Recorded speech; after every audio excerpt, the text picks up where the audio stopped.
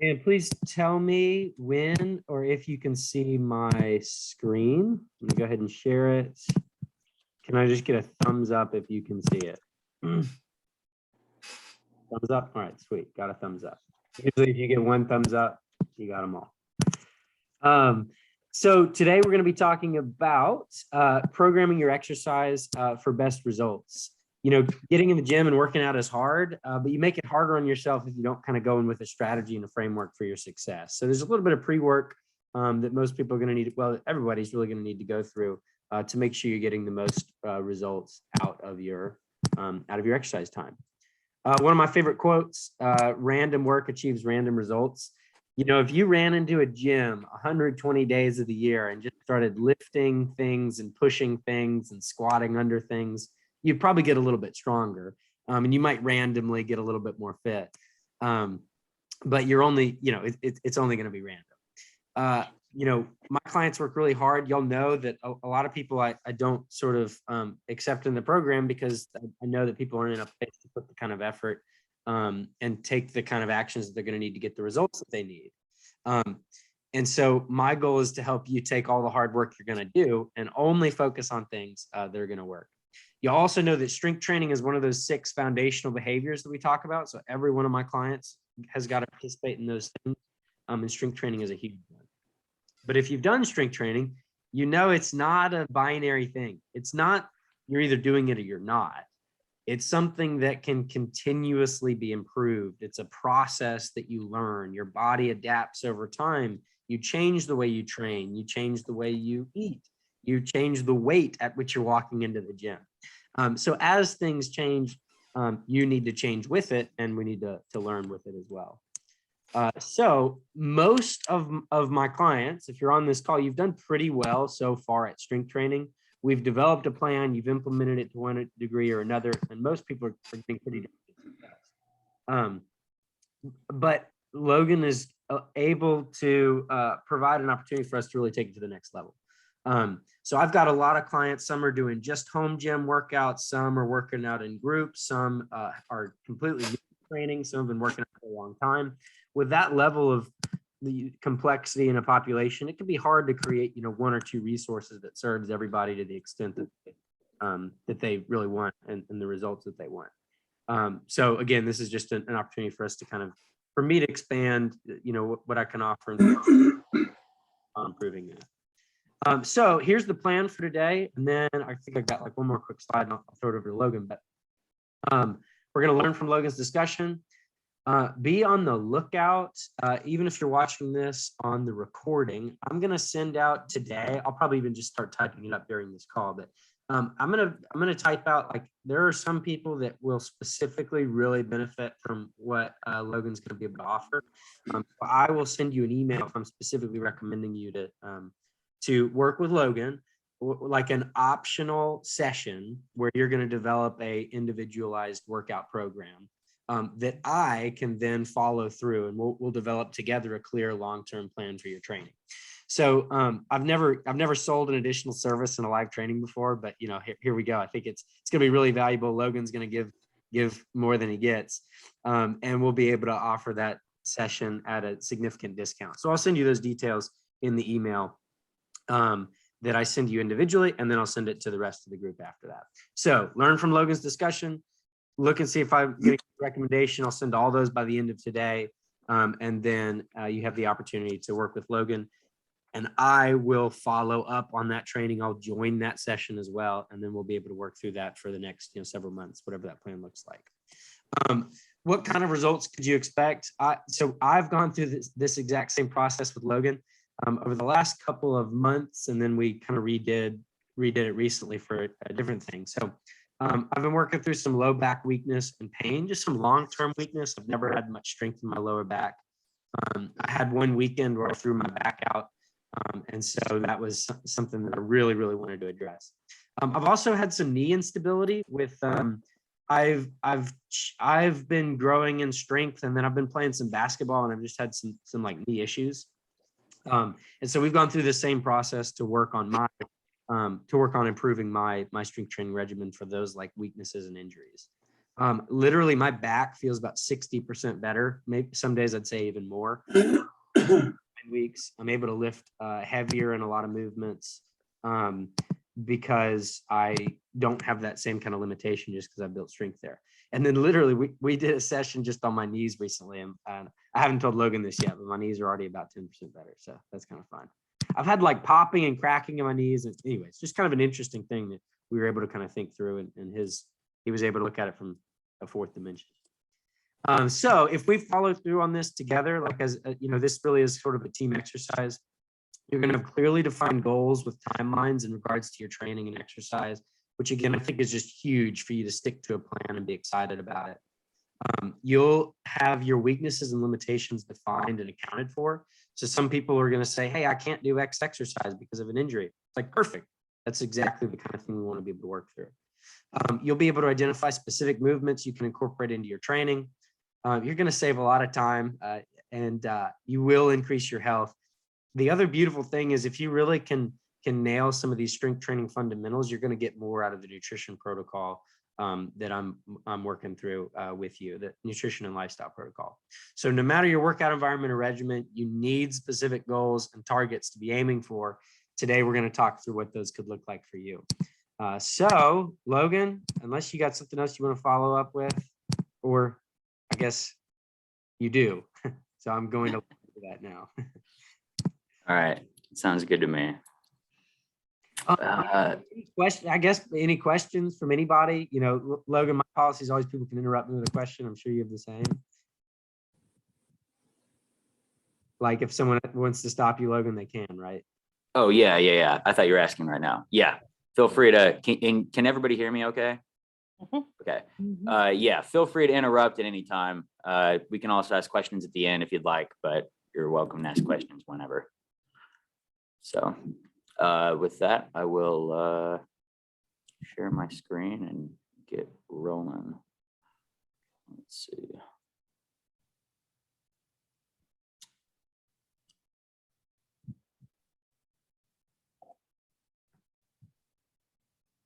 Maybe. Yeah, I can see it. It's on mine. Yeah, but it's not. Hold on. I guess I got to get into presentation mode first.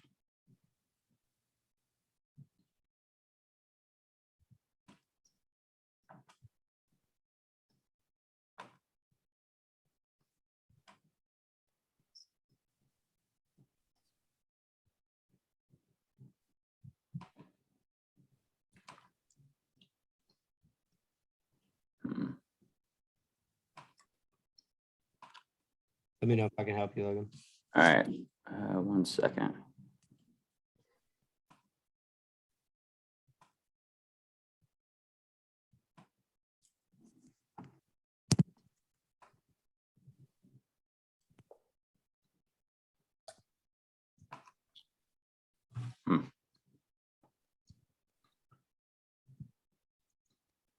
If you share your screen again, I could see it. It just wasn't full screen. Yeah, no, I couldn't get into presentation mode for some reason. It's not. Hold on.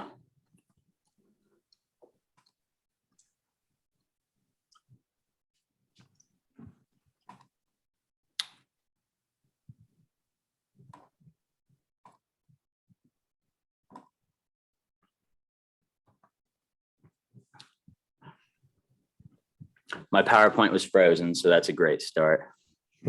We'll try this again. We usually test things, but we got on early to test it. Right.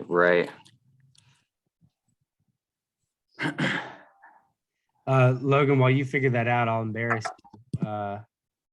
Logan just recently, I mean, you know, unfortunately, when you break a record, like people just have to talk about it. Logan broke the Tennessee State bench press record. By how many pounds, Logan, in your weight class? Like 50. Yeah, so a lot on bench press, just in case. That's awesome. Yeah. Thank you. Everybody should just go home this week and just try to bench press 50 pounds. Like, oh wow, that he broke it by that much. All right, so now we should be ready to roll.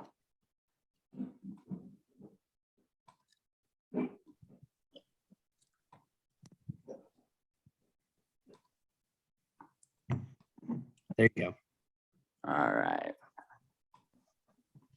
All right. So for the familiar faces that I know, it's great to see you again. For those that I don't, it's good to meet you virtually at least. And I'm happy to stick around after and chat if you want to introduce yourself or I can get to know you. So as Andrew said, I'm going to cover just the just kind of the fundamentals of training. There's a lot of principles that come along with training, specifically like strength training or just resistance training. And so I'm not going to talk about like strength training specifically. It's more going to just be broadly some of the principles of resistance training and what that should look like when you're already focused on nutrition. There's a lot of talk about which one's more important, like exercise or nutrition. And here the point is not to make an argument about which one is more important. If you would be interested in that, I'd be happy to record in a session of Andrew and I debating on which one is. But the point here is to make that training is incredibly important. And if you're not doing it well, and if you're not following some of the most just time-tested principles, you're wasting more time than you need to be. And so that's what I would like to get into today. Really just maximize your time spent in your efforts, and then of course your results that you're already putting into nutrition and also maybe training. So I'll start with just a why should you be strength training? And I'm not going to spend a whole lot of time here because I think it's rather intuitive. But for one is metabolic health. As all of you, at least as I know Andrew, I'm sure he's talked to you greatly about metabolic health, whether that's reversing poor metabolic health or metabolic syndrome or disease, or just improving it in general. So building muscle is really only going to be more beneficial for that. Body composition is another one. So if the goal is to lose fat mass or improve your body composition, the most effective way that we know is adhering to some kind of nutritional plan combined with regular resistance training. Not spending hours on a treadmill, not walking all the time or running. It's regularly practicing resistance training in some form. And that's going to be the most effective and efficient way that you can improve body composition, which will then help with metabolic health likely. And then the last one is longevity. Though like the longevity science is kind of tough to really, it's difficult to quantify, but if the goal is to live longer and if the goal is to improve the quality of life in those years, one of the greatest predictors of that is muscle mass and strength relative to body composition or relative to body mass. And so that's going to be incredibly important just as we age in general, that we're regular movers under load. And that's super, super helpful. So metabolic health, body composition, and longevity certainly is not the exhaustive list of why you should strength train, but I think 3 important things is why you should. So Logan, real quick, not to interrupt, but just so you're making a little bit of a distinction that, all exercise sort of is good, but you're making the argument that working out your muscles through resistance training and with weights, for example, will make a bigger improvement on your metabolic health, body composition, and long-term health. Yes. As opposed to just any form of exercise. The specific form of exercise that is resistance training is going to be is shown. It's not my opinion. It's just shown to be more beneficial compared to many other forms of exercise. And as of right now, it's the best thing that we got. So that's why you should do it. Love it. So then with that, I'd like to just lay out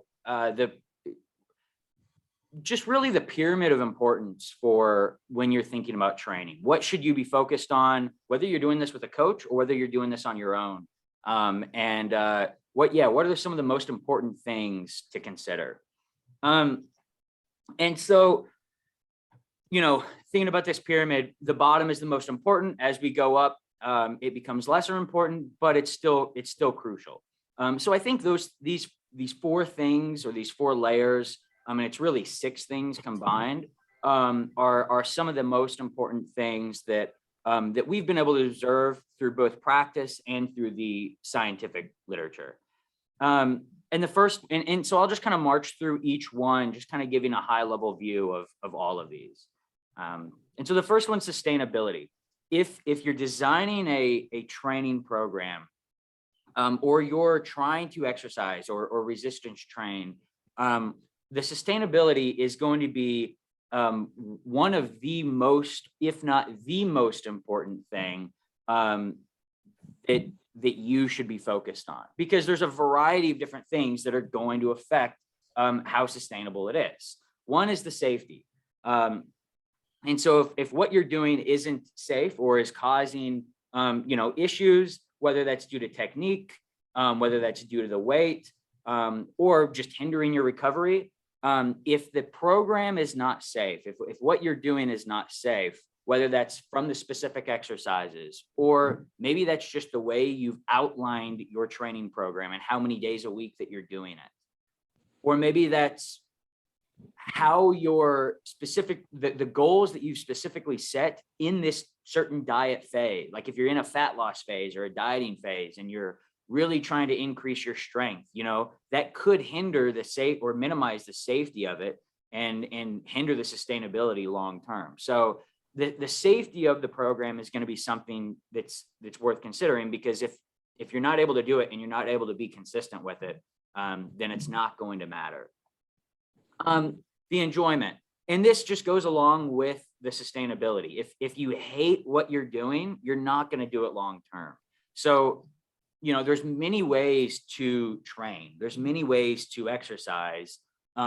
Even there's many ways to resistance train. And so figuring out certain ways that you enjoy, and then working with somebody that can help you tweak those ways to progress it over time and improve yourself over time, is going to be beneficial compared to something that you just despise. If you can't stand it, you're not going to continue to do it long term.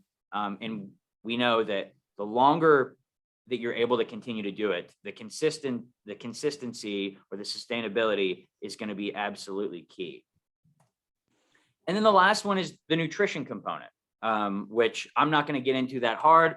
Andrew does that enough with you, I'm sure. But if your nutrition isn't that aligned with your training, this can also be something that hinders recovery. And if you're not recovering, you're going to be able to tax your central nervous system, likely leading to just chronic soreness or fatigue. Just your body's in a constant state of stress. It's going to increase risk of injury. So these three things really all combine into just this idea of keeping it sustainable. And so this matters for a handful of reasons, but I want to give a specific example. So when we think about resistance training, oftentimes we're going to think about how many days a week are you going to exercise? If you've been in this world long enough, I'm sure you've heard you can do a 3-day program or a 4-day program or a 6-day program. And so oftentimes people think about the more days per week that you do something, the better it's going to be for you. And that kind of makes sense on the outside. However, this begs the question of the sustainability issue. If you're not able to achieve all of those days of that said program, then you could be limiting yourself. So if I'm choosing a 6-day program, but realistically, that's not sustainable for me, and I'm only going 3 days a week as shown by the green dots, compared to a 3-day-a-week program that's going to be designed very differently, I'm only able to achieve 50% of what that program entails compared to the 3-day program that I'm achieving 100%. And so though the 6-day program may seem better on the face of it, if it's not sustainable for me, then I need to redo that and think about how should I be approaching my training. If that's just 1 day a week, then let's just figure out a plan that works for 1 day a week. If that's 3 days a week, great. If that's all 6 days or 7 days a week, that's also great. But if you're not going to be able to realistically hit those days, then we need to restructure what that program looks like. Hey, Logan, this certainly doesn't apply to everybody, but about 20% of clients will tell me when they first start, I'm like, how much would you like to work out? They're like, well, I'd like to start working out every day. So some people will be like, heck no, that's not me at all. But a good chunk of people will say, I want to go, I want to do 6 days a week or 7 days a week. And my point is almost always, that's probably not what you need. It's probably not what's going to be best for you. It's probably like, you don't need to jump to that. It's probably not going to be sustainable. So some people do that with exercise. Some people do that with, hey, I'm going to track food every day. And they've never tracked food before. I'm like, hey, let's start with 3 days. So Right. that sustainability piece is sort of all about starting at a realistic foundation for where you are. Right. And I think that kind of goes into both like building the behavior on top of it and being able to do that. And also, if it's just not realistic, then it's not, maybe it's not a behavior issue. Maybe it's just a life issue. Like, you have things going on and that's totally fine. So let's, all of these external constraints, let's figure out a program that works around those, that works for you, that you're able to achieve, a program that fits into that lifestyle. So sometimes going with the bigger program isn't going to be better if that means you can't actually accomplish the full program. So that's the sustainability piece. The next one that I want to get into is effort. I think that effort is probably one of the, sustainability is the most important, but I think effort is likely the most, I don't exactly know the word for it, probably like misapplied when we think about effort, or just underestimated, I suppose. When we think about effort, we can think about like how hard you're working in a given set. So if you're thinking about like, doing a sit to stand or a back squat, or a deadlift, whatever it is, you can always think about this on like a range of 1 to 10. 1 being no exertion at all, 10 being absolute failure, like you couldn't do a single rep. You can also inverse this scale to where like a 9 would mean that you have 1 rep left in the tank. Like you could do 1 more rep outside, whereas like an 8 means you could do 2 more reps left. So it could be inversed in that way. Most people, when they're training, especially beginners, and here the evidence actually backs this up. So I've coached for quite some time, and I've witnessed it, but the evidence is clear that beginners and even intermediates have a hard time judging how close they are to their like maximum exertion or to like their maximum effort. And unfortunately, though this is going to get you results, your body's going to adapt to this, and this may not become enough effort that you're giving or intensity that you're really lifting with over time. And so what we really see is that this optimal zone of training should be somewhere between like, a 7 to 9 scale. And this is sometimes represented as like RPE, rated perceived exertion, or RIR, which is reps in reserve. And so that like in the RIR of a 7 to 9 would be 3 to 1, meaning you could do 3 to 1 reps left. And so when we're thinking about effort, I think that most people, when they're just getting in and even have been strength training for multiple years, tend to stick to the lower side of this effort scale, and in reality could push it much harder, within a safe, with being taking it at a safe zone. That doesn't mean going till failure every single rep or any reps, but it means pushing your body much harder, really inducing that stress, increasing that stimuli so that it's forcing your body to adapt. Now, we may go through phases where you don't need to do that. And it can be kind of going through the motions and you're just moving for the sake of moving. And the goal is not to add stress to the body. And that's fine. But if the goal is to get stronger, if the goal is to gain muscle, if the goal is to improve your body composition, increasing where you're training on this scale is going to be critical. And this 7 to 9 scale is really where this optimal zone is. So the next thing that I want to cover is, whoops, I'm skipping ahead here, is the third tier, which is both progressive overload and specificity. Hey, Logan. Yes. Quick, I think my audio might be a little messed up, but we had someone raise their hand.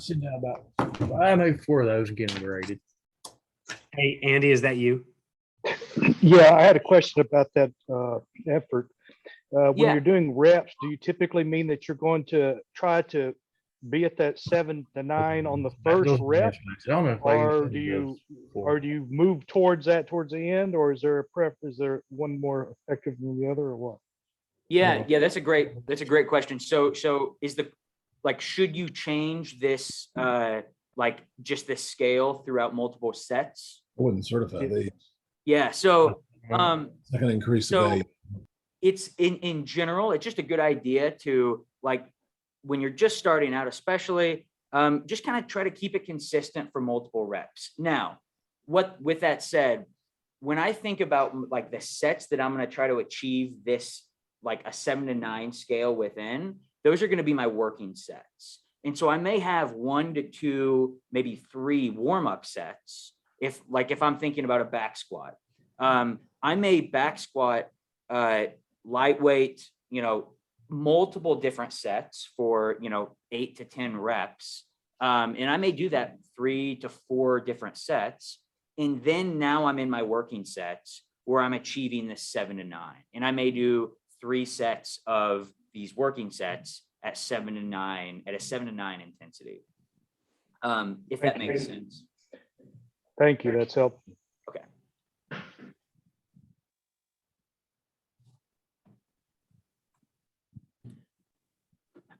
So progressive overload and specificity. These are 2 separate principles. These are actually some of the oldest principles that we have or we know of within the training world. We're going to start with specificity. And specificity is a principle there's been researchers hammering this principle for well over 100 years. And it's pretty simple. You get good at what you practice. If you want to get good at something, you can also take the reverse, practice that thing. The way that we learn how to move is very specific. The way that we learn really any skill is highly specific. And so training is no different. When you think about training, you can think about training, on this picture on the left, it's like we have this guy deadlifting. It's like a really aggressive picture. He's training for strength. You can also just train for body composition or growing muscle. So it's like you have these 2 forms of training for strength, training for just hypertrophy or muscle mass. And there's multiple forms of training. I'm just kind of separating these 2 out. But what we see is that when you train for strength, this can lead to improvements in muscle mass. So you can increase the size of your muscles by training for strength. However, if you just train for muscle mass, if you're only training to get bigger or to improve your body composition, and you're not specifically training for strength, you don't see those same strength improvements. And so it's highly specific. Not all streets are these 2-way streets in movement in general, whether that's learning or training or anything like that. And so here it's very one way. If you train for strength, you can increase muscle mass. But if you just train for muscle mass, you may not increase the strength that you want. We also see the same thing within specific exercises. So you think of training your lower body. And so 2 exercises that are very common, we have a back squat, which is the picture on the left, and then you also have a leg press, something you sit in, you can press your legs on.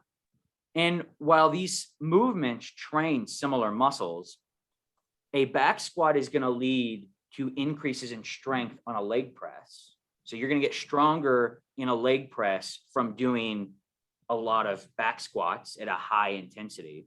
However, just like the example before, getting stronger on a leg press will not make you better at back squatting, or will not increase your strength of a back squat. And so again, here, it's not a one-way street, or it's not a two-way street. It's only a one-way street. So what this means is that if you have a specific goal, whether that's getting stronger in a certain movement, or whether that's moving better in a specific way, whether that's being able to pick up a box from the floor without certain pains, whether that's in your knees or your lower back, whether that's getting in and out of the shower comfortably and feeling well balanced, single leg balance, which is required if you're having to step over something to get in and out of the shower, is not going to transfer well from double leg balance. And so if you want to improve something, you should be thinking about how can you train that specific thing. And so it's fairly simple here, as with most problems, being able to identify the movement problem. What's exactly the movement problem that we're seeing and that we want to solve? And then from here, we can help, and this is where it can be useful to just be able to work with somebody that can help you figure out, okay, what certain exercises can I be doing or training or learning to overcome this movement problem that I'm facing. And so you identify the specific movement problem, you set a handful of very specific goals to overcome that problem, and then you can set a game plan, both a short-term game plan and a long-term game plan, or like a roadmap that you'll be able to continue to accomplish that over time.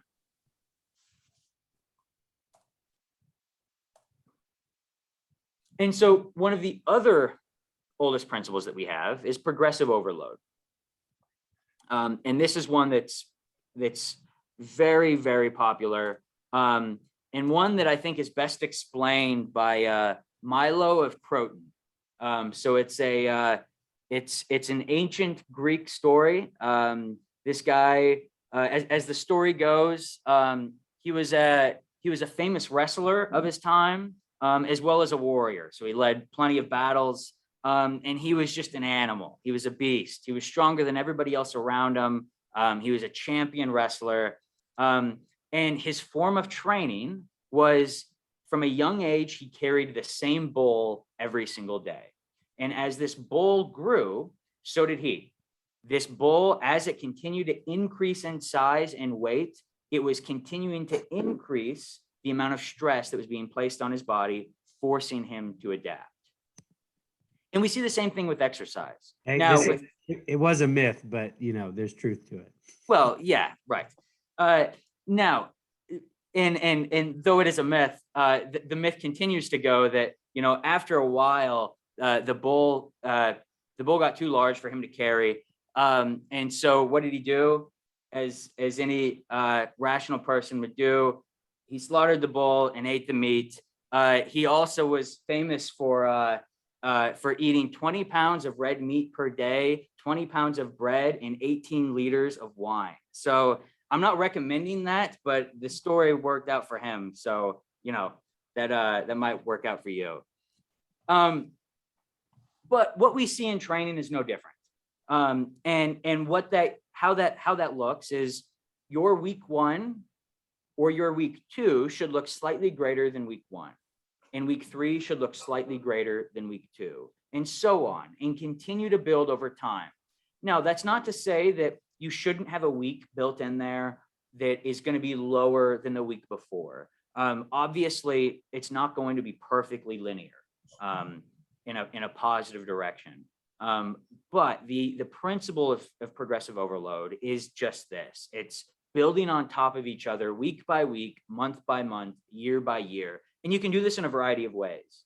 This can be done by the volume, by the reps that you're doing, by the amount of rest that you're taking in between your sets. So decreasing the rest, increasing the consistency. or the intensity, or even increasing the difficulty of the movement. And so I just want to show you a specific example. So volume is one that's it's very common and an easy one to track. And so volume is simply the sets times the reps times the weight, and that gives you volume. And so as an example, oftentimes we hear something like 3 sets by 10 reps by 100 pounds. And that's going to give us 3,000. And so you can calculate your exercise program over time by seeing, does the volume in this movement, is this increasing week by week? And it doesn't have to increase every single week. But as an example, so we have week 1, I'm doing 3 sets of 8 by 100 pounds. Week 2, I increase my reps by 2. Week 3, I increase my reps by 2. At 12 reps, I don't really want to work higher than 12 reps anymore. So I'm going to decrease and increase my weight slightly and then increase my reps. So my volume is continuously going up. And I can continue to do this. Now, this is a very simple example and it doesn't need to look like this. But that's the gist of it. It's building on top of each other week by week over time. And you know, another example like rest I mentioned, you could keep week 1 consistent, do the exact same volume from 1 week to the second week, but just minimize the rest in between. And so that way you're still overloading in some way. So this is just a way, one of the oldest principles and most effective things that we know when it comes to resistance training is how do you progress over time so that you're forcing new adaptations on your body.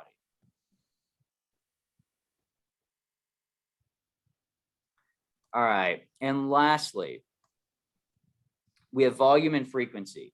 And so the volume and frequency, I'm going to start with frequency. These things can be adapted based on your specific goals. And they don't matter as much as the others, but they still certainly do matter, specifically bit like on what goal you're trying to achieve. And so we see that the recommended for best results, whether that's strength training or just resistance training to improve body composition, 2 to 3 times per week, training all of your muscles is ideal. And this can be done in a variety of ways. That can be done training all of your muscles in a single day, like twice a week, or it can be done training a few muscles multiple times a week. And so just an example, these are common just ways to lay out programming so that, you know, based on the sustainability or your ability to work out so many times per week, these are kind of ways that it should look. So if you only have 2 to 3 days available per week, you should be trying to include all main muscles of your body and training those each day. So you could do this 2 to 3 times per week. Other examples, there's like a 4-day per week program where you do maybe only lower body and then upper body, and then the same thing again, lower body, upper body. And then another example could be a 5-day program where you do all pushes with your upper body, all pulls with your upper body, your lower body, and then your upper body and lower body again. And you can include where you want rest days in between here. But this is just an example. And what we see is that 2 to 3 times a week, and that's what all 3 of these program layouts are accomplishing that, we're able to achieve a frequency of 2 to 3 times per week of all of our different body parts. And then the last one is the volume. And the volume matters depending on whether you're trying to achieve like hypertrophy, which is just increasing muscle mass, or again, strength, which is going to be quite specific. And so I'm going to break these 2 apart just to highlight the difference. So when you think about strength training or wanting to increase your strength, there's more components to that than there are to hypertrophy or just building muscle in general. Strength is going to be pretty specific, as shown, like the leg press doesn't transfer well to a back squat. And so one of the reasons that's the case is because there's a skill component. Skills are going to be highly specific. How we learn a skill is highly specific, and there's this skill component to building strength. And so if the goal is to increase our back squat, we should be frequently back squatting, and we should be practicing that back squat, because the better that we are at back squatting, the more load over time that we're going to be able to perform with that back squat. In addition to this, to strength, there's these neurological adaptations. And so in order for our muscle or our motor units to recruit our muscles, we're going to become more efficient and be able to recruit more units in our muscles the more that we practice these movements. And so there's this neurological adaptation there. And then there's a hypertrophic adaptation, or there's a hypertrophy element to it. So as we increase in strength, then our body is going to build muscle to support the strength that we're gaining. However, that's just one of these components. Unlike with hypertrophy, what we really see is that volume is key here. As I showed on the previous few slides, if the goal is to build muscle mass, the goal should be to see how can we be building our volume over time? How can we be progressively overloading the amount of volume that we're achieving week by week? And then our intensity. So that 7 to 9 scale, when it comes to hypertrophy, intensity is going to be highly important. And so we need to make sure that it's intense enough that we're seeing additional stimuli to force those adaptations. And so practically, what's this look like? Well, one, for strength, you should be practicing those specific movements. If the goal is to be able to bend over and pick up something off the ground well without back pain, what should you be doing? Probably some kind of hinging, bending over, picking up something off the ground and standing up straight, and then we can load that. Hypertrophy, that practice component isn't as important. Building muscle isn't going to be that specific. Obviously, it's going to be specific to the muscle. If I want to build my bicep, I'm going to have to do something that involves my bicep. But there's going to be many ways to increase the size of my bicep. Whereas if I want to become very good at lifting up something off the ground without pain, I should be practicing something like that on a frequent basis. Logan, can I jump in here real quick? Yeah. Is my audio okay? Yes. So the way to make this actionable, I think, like with our population, is hypertrophy, like muscle building isn't just for bodybuilders. Like everybody wants to build a little bit of muscle. If you want to look better in your clothes, like just carry your body a little bit better. This is where people like look leaner and their clothes feel better, but they haven't lost any weight. It's because you're building muscle. Also, remember, like blood sugar is stored, blood sugar either lives in your blood or in your muscle. So building hypertrophy, like building your muscle size, has a huge metabolic benefit. But I think one of the ways it makes this actionable is like, you got to think through from the strength side, think through your big movements, deadlift, squat, overhead press, that kind of stuff. But then occasionally I'll send a client and I'll say, hey, like, just go ahead and do like bicep curls and push-ups and like at the end of your workout. And the goal of that is like, you don't have to be quite as specific. The point there is to just get some volume into those movements. Mm-hmm. So you can, like, you go to a hotel and they don't have a back squat rack, right? So maybe you're not going to focus on your strength specific movements as much, but hey, if I just use these machines and put some volume on my muscles, I know I'm going to get that benefit there. Mm-hmm. So just kind of like, it's just kind of knowing what you're trying to achieve when you're in different environments and traveling or in a group workout that's a little bit different. So I hope that's helpful. Agreed. And then another just kind of tangible piece is that when you're training for something to build strength, about 75% of those reps should be somewhere within this like 4 to 6 rep range, maybe 7 rep range. So where you're only really doing about 4 to 7 reps within that movement, but it's fairly difficult. And then the other 25% can be somewhere higher, so 6 to 15 reps. Whereas if the goal is not to build strength, if the goal is just to get that volume in to, you know, as Andrew, like to whether it's fit better in your clothes, to lose some fat mass, to improve that metabolic health, about 65% of those reps. So really all like the rest of your movements can be somewhere between the 6 to 15 rep range.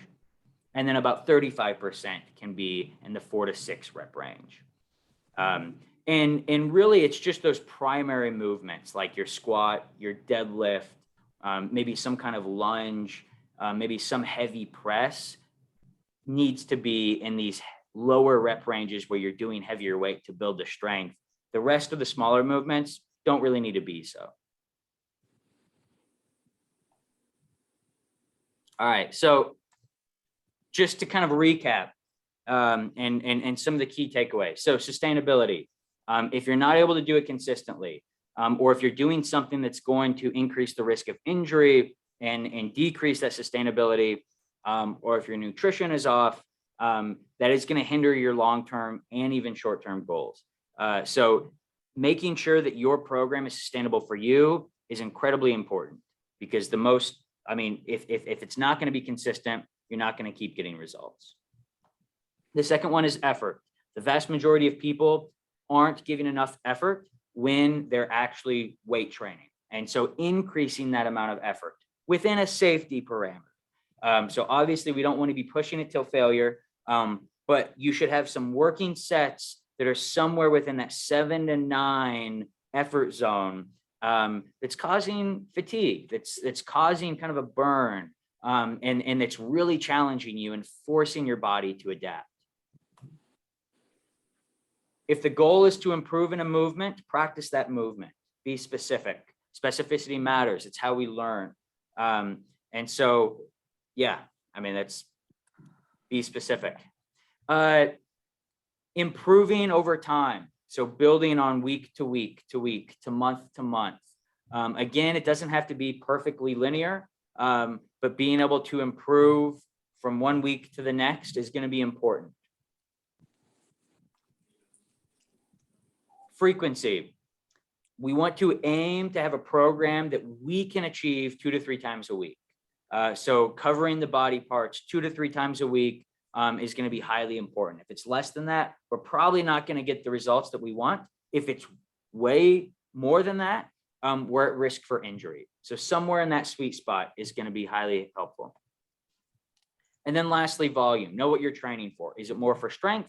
Is it more just for overall body composition?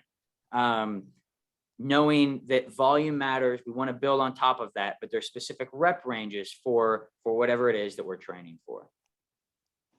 And I think that is a wrap. Yes, it is.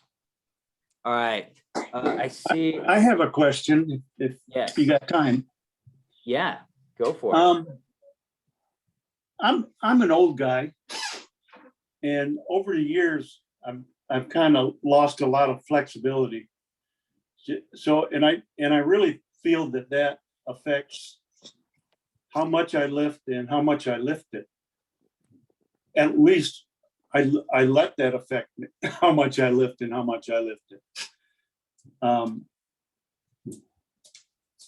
I guess I'm looking for your thoughts on a situation like that. Okay. And someone that's advanced in years,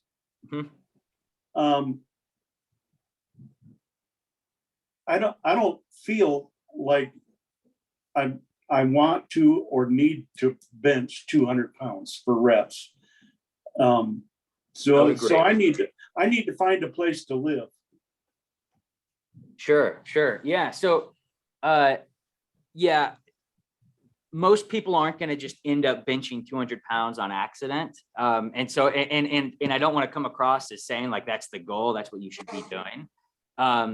And so, but having strength, especially as we continue to age, is going to be vitally important. And flexibility is likely going to, just end up limiting us in certain ways. But so obviously, like the areas, so it's knowing what's constraining you. So if that's the inability to lift up something over your head, well, well, let's do some stretching exercises, or let's practice some of that to help you increase that range of motion. Sometimes it doesn't have to be lifting weights just to try to get stronger. Sometimes it can be lifting weights in a range of motion that's really trying to increase the range of motion. Same with a squat. You know, if you can't sit down all the way well, let's start with that. And then maybe add a little bit of weight to that. That's getting stronger. And so it's things like that of just knowing what are the constraints. Do we need to increase flexibility? Maybe, or can we just load it lightly to help with that regardless? Obviously, like I would need some specific examples of like how to kind of give you advice for that. But yeah, overall, when I'm talking about strength, I'm not talking about let's try to break our own personal records. Sometimes it's just being able to have the strength to perform a movement and being able to do that without pain, or being able to do that without a fear of possibly falling or lifting up a grandchild, or things like that. And so, yeah, just understanding what are there physical limits that we have, and then how do we overcome those? And Bruce, one thing, as you age, volume probably is the most important variable, just like continuing to work your muscles. So whether you're bench pressing 200 pounds once or 100 pounds twice, you know, like just keeping that volume up is really helpful. But I do think sometimes it's okay to, depending on the movement, if you've had 2 knee replacements, you know, maybe you don't do max squats, but pushing that and saying, hey, like, what can I bench press 6 times? And that might be 170 pounds.